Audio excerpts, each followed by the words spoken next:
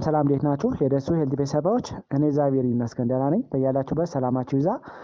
ዛሬም እንደተለመደው በአንድ አስተማሪና ጠቃሚ እንደተመልሻለሁ። በዚህ ቪዲዮ በእርግዝና ሰዓት ቡናን ከመጠን በላይ መጠጣት ምን ምን ችግሮችን ሊያስከትል ይችላል የሚለውን ለእናንተ በደንብ አብራርቼ እነግራችኋለሁ። ከዛ በፊት ለቻናሉ አዲስ ከሆናችሁ ቻናሉን ሰብስክራይብ ያደርጋችሁ ጀምሩ። ነባር ሰዎችን የዩቲዩብ አልጎሪዝም ለብዙዎች እንዳደርስና ብዙዎችን ስለሚያስተምር ላይክ እና ሼር ማድረጋችሁን አትርሱ። አብራችሁን ቆዩ። ወደ ዋናው ሀሳቤ ስመለስ ቡና ለጤናችን አስፈላጊ ቢሆንም ነገር ግን በእርግዝና ሰዓት ቡናን ከመጠን በላይ መጠጣት የተለያዩ ችግሮችን እንደሚያስከትል ጥናቶች ያሳያሉ ማለት ነው። በተለይ ቡናን ከመጠን በላይ ወይም ደግሞ ከሚፈለገው በላይ መጠጣት በእርግዝና ሰዓት አላስፈላጊ ችግሮች እንደሚከሰቱ ጥናቶች ያሳያሉ ማለት ነው። ከነዚህ ውስጥ እንግዲህ የመጀመሪያውና አንደኛው ውርጃን ወይም ደግሞ አቦርሽን ያስከትላል ተብሎ ይታሰባል ማለት ነው። በተለይ ከ200 እስከ 300 ሚሊግራም ቡና በየቀኑ በእርግዝና ሰዓት ይመከራል። ነገር ግን ከዛ በላይ ሴቶች ወይም ደግሞ ነፍሰ ጡር እናቶች የሚጠጡ ከሆነ የማህፀንን ጫፍ ስለሚያነቃቃና የተለያዩ ኬሚካሎችም ስላሉት በቀላሉ ያለ ጊዜው ምጥ እንዲመጣና አቦርሽን ወይም ደግሞ ውርጃ እንዲከሰት ሊያደርግ ይችላል ተብሎ ይታሰባል ማለት ነው። ስለዚህ በእርግዝና ሰዓት ቡናን መቀነስ በጣም አስፈላጊ ነው ማለት ነው። ሁለተኛው ዝቅተኛ ኪሎ ያለው ህፃንና በአእምሮ ያልዳበረ ህፃን እንዲወለድ ምክንያት ሊሆን ይችላል ማለት ነው። በተለይ ቡና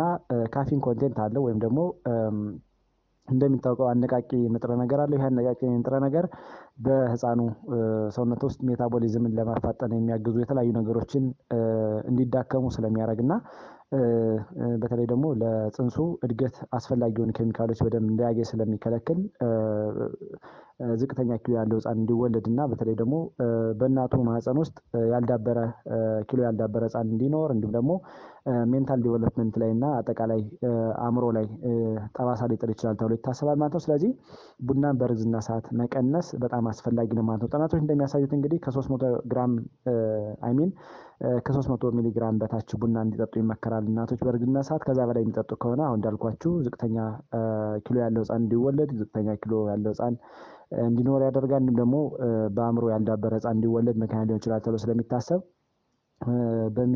በሚቻለው መጠን መቀነስ በጣም አስፈላጊ ነው ማለት ነው። በተለይ ሎው በርዝ ዌይት እና ሜንታል ሪታርዴሽን ያለው ህፃን ሊወለድ ይችላል ተብሎ ስለሚታሰብ ጥንቃቄ ማድረግ አለባቸው ተብሎ ይታሰባል ማለት ነው እናቶች። ሶስተኛው የአይረንን መመጠጥ፣ በተለይ ደግሞ አይረን ለሰውነታችን ምን ያህል አስፈላጊ እንደሆነ ይታወቃል። በተለይ ደግሞ በእርግዝና ሰዓት አንዲት እናት ከሚያስፈልጉ ንጥረ ነገሮች አንዱ የአይረን መጠን መጨመር ነው። በተለይ ደግሞ ይሄ ብረት እያለ የምንጠራው መጠን በከፍተኛ ደረጃ እንድትመገብ ይመከራል። ካፊን ያላቸውን መጠጦችና ምግቦች በተለይ ደግሞ ቡናን መሰል ነገሮች የምትጠቀም ከሆነ የአይረን መመጠጥ አንጀት ላይ እንዲወገድ ሊያደርግ ይችላል። የአይረን መመጠጥ ሊቀንስ ይችላል። በዛ የተነሳ ወይም ደግሞ በዚህ ምክንያት በተለይ በቂ አይረን ወይም በቂ የሆነ ቀይ ደም ሴል እናቲቱ እንዳታገኝ ህፃኑ እንዳያገኝ ሊያደርግ ስለሚችል በቀላሉ እናቲቱ ለብረት እጥረት ልትጠቃ ይችላል። ወይም ደግሞ አኒሚያ እያለ የምንጠራው ወይም ደግሞ የደም ማነስ ሊከሰት ይችላል። በዛ ምክንያት በተለይ ይሄ የደም ማነስ መቀነስ ደግሞ ጽንሱ ላይ ወይም ደግሞ የህፃኑ እድገት ላይ የሆነ ችግር ሊፈጥር ይችላል። እንዲሁም የህፃኑ ልብ ላይም አንዳንድ ችግሮች ሊያስከትል ይችላል ተብሎ ይታሰባል። በዚህ መሰረት አንዲት እናት በእርግዝና ሰዓት ካፊን ይዘት ያላቸውን መጠጦች፣ ምግቦችን መቀነስ አለባት ተብሎ ይታሰባል። እንደነገርኳችሁ አይረን በተለይ ደግሞ አንዲት እናት በእርግዝና ሰዓት በደንብ እንድትመገባቸውና በደንብ እንድታገኝ ከሚደረጉ ንጥረ ነገሮች ወይም ደግሞ ንጥረ ምግቦች አንዱ የብረት ወይም ደግሞ የአይረን መጠን ነው።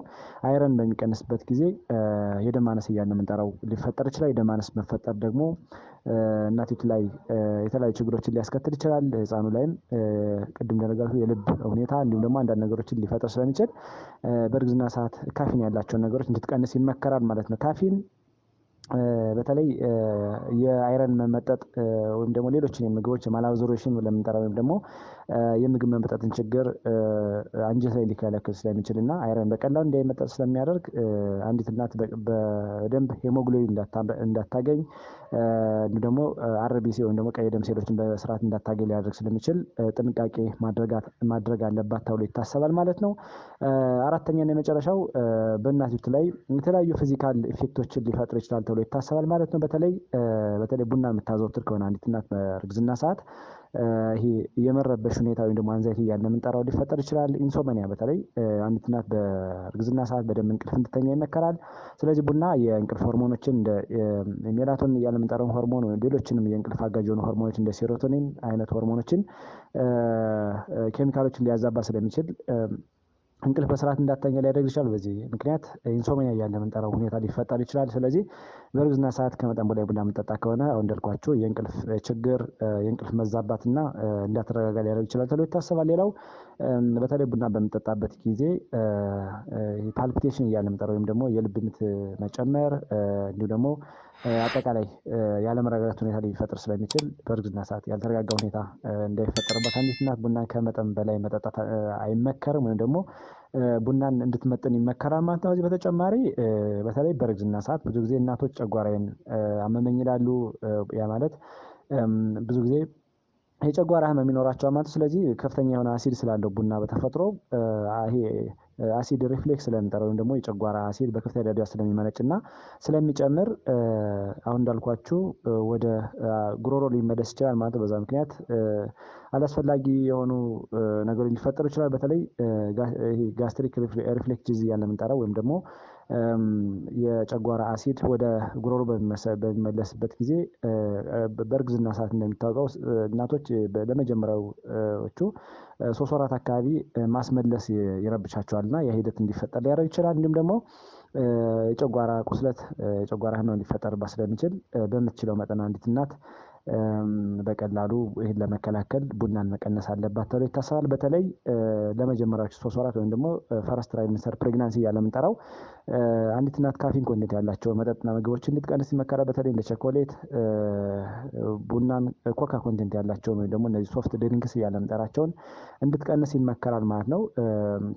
ይሄ አንደኛ ለእሷም ለእናቲቱም ለህፃኑም የተለያዩ ሁኔታዎችን ሊያስከትል ስለሚችል ተብሎ ስለሚታሰብ ማለት ነው። ስለዚህ በምትችለው መጠን አንዲት እናት በእርግዝና ሰዓት ቡናን ከ2 እስከ 300 ሚሊግራም በታች እንድትጠቀም ይመከራል ማለት ነው። ምክንያቱም ወርጃ ሊያስከትል ይችላል። ዝቅተኛ ያለው ኪሎ ህፃን ልትወልድ ትችላለች።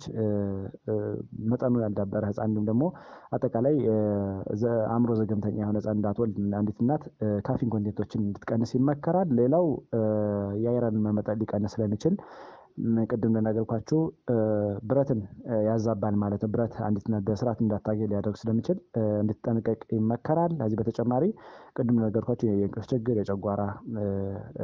ጨጓራ ላይ መረበሽ፣ የምግብ መፈጨት ችግር እንዲሁም ደግሞ መረበሽ ጋር ከዲቪያቴ ጋር ተያይዞ እንደዚህ አይነት ነገሮች ሊፈጠሩ ስለሚችሉ ጥንቃቄ ማድረግ አለባት ተብሎ ይታሰባል ማለት ነው። ዛሬ በዚህ ቪዲዮ ቡና በእርግዝና ሰዓት አንዲት እናት መጥናት አትጠቀም ከሆነ ከመጠን በላይ የምትጠቀም ከሆነ የተለያዩ ችግሮች እንደሚያስከትል ለእናንተ በደንብ አብራርቼ ነገርኳችሁ። እናንተም ቆንጆ ግንዛቤ አግኝታችኋል ብዬ አስባለሁ። ለሌሎች እንዲደርስ ላይክ እና ሼር አድርጉት። እንዲሁም ቀጣይ የሚለቃቸው ቪዲዮዎች ለእናንተ እንዲደርሷችሁ የደወል ምልክቱን መጫን አትርሱ። አመሰግናለሁ።